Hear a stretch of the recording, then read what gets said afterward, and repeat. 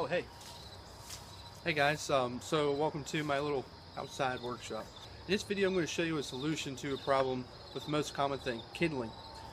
Anytime you're cutting down trees, you are bound to end up with pieces about this size. Well, quite honestly, it's still burnable. You know, why let it sit and rot for no reason when you can burn it? So in this video I'm going to show you a wooden box that I built using pallet wood to house things like this, and also sometimes just the weird cutoffs that you can't really put in a pile of wood like I have right here. This will help hide those little pieces in it. So stick around and I'll show you how I built it. Okay, well, let's get to business here. Now this pallet here, of course, doesn't look like a pallet. This is something that I got from work that just screamed to me, make something out of me. So here I am at work. I'm taking some other pallets apart to get the long flat pieces. Now for this you could entirely use 2x4s and 1x4s for slats. As you can see here, now I'm cutting some old 2x4s that I have. Like I said, you know, you can most certainly just go buy 2x4s and do this, and it would turn out the same way.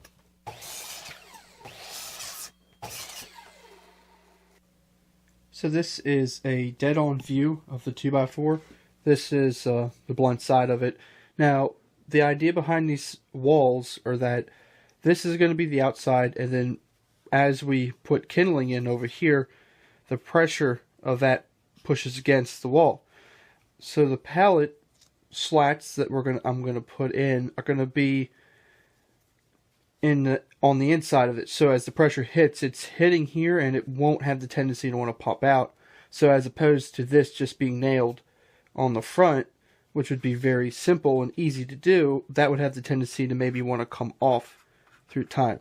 So cutting a little rabbet in the bottom of the 2x4 and then putting that in first also will make this flush and gives it extra strength.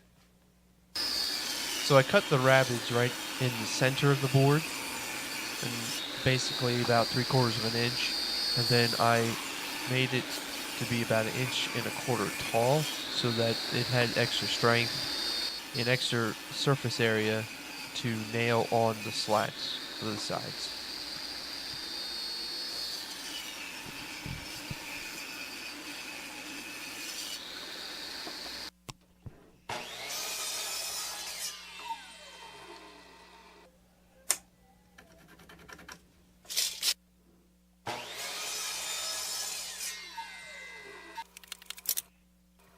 So it's very important that when you're doing this, whether or not you're using pallet wood or brand new wood, is to make sure things are going to be square.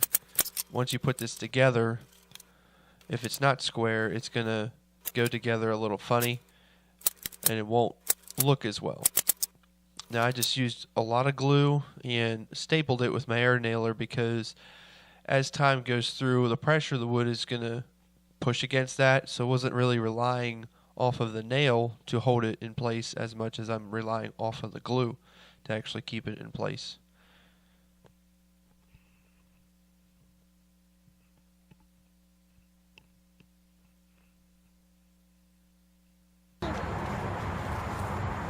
Okay, ready? Can I help you? Okay, I want you to hand the screws. Good one right there. Well, my little helper, she is a joy. She loves doing what I do. She has no issues with working. She loves to help me, so here she is. She's helped me with my little screws. These are deck screws. I'm using 2-inch deck screws to hold everything together, primarily just so that they go in easier without having to pre-drill holes. And also, I had a bunch left over. This entire project uses stuff I already had. I didn't buy anything to make this project.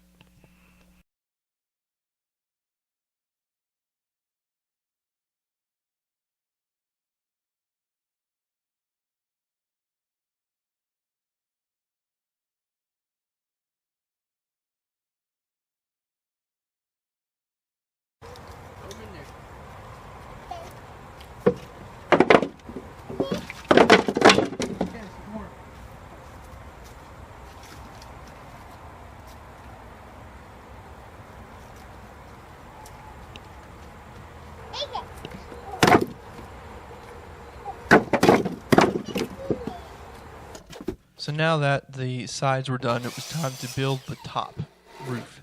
So for the sides of this roof, I want it to be at an angle so the water drains off. So I've created this from the piece of wood that you just saw me mark. This is also pallet wood. Once again, you can use 1x4s or 2x4s. This is actually probably 4.5 inches wide. This all can be variations. The angle, make it whatever you want, as long as you've got an angle. But this is what I've come up with. I used some scraps from when I cut the rabbets in the 2x4s earlier, just to give it some extra strength, and I just air nailed them together. Now this jig that you see me using is actually just a cross-cut sled, a jig that I already had, and I just screwed a little board to the edge to give me the profile that I needed.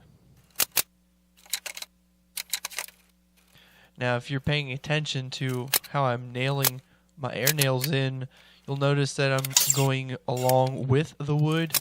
That's a tip I got from John Heiss, and if you want to hear more of an in-depth reasoning on why you should do that, you can click on the comment card up in the top corner. So once I measured this and put it together, I sort of realized that the pallet pieces I had were too short. And as you can see here, I already jumped ahead and added a little bit of width to the sides so that I could still use the same pallet boards in the direction that I wanted to. This is not totally going to keep all the weather out, but it definitely will help.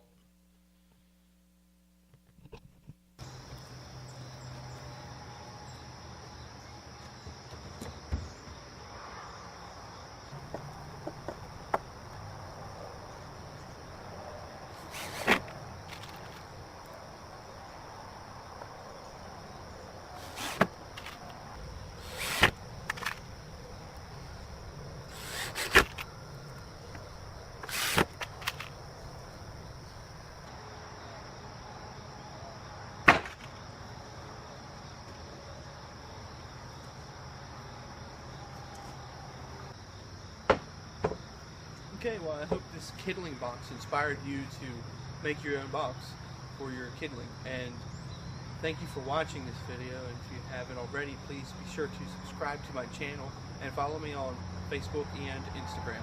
And thanks for watching.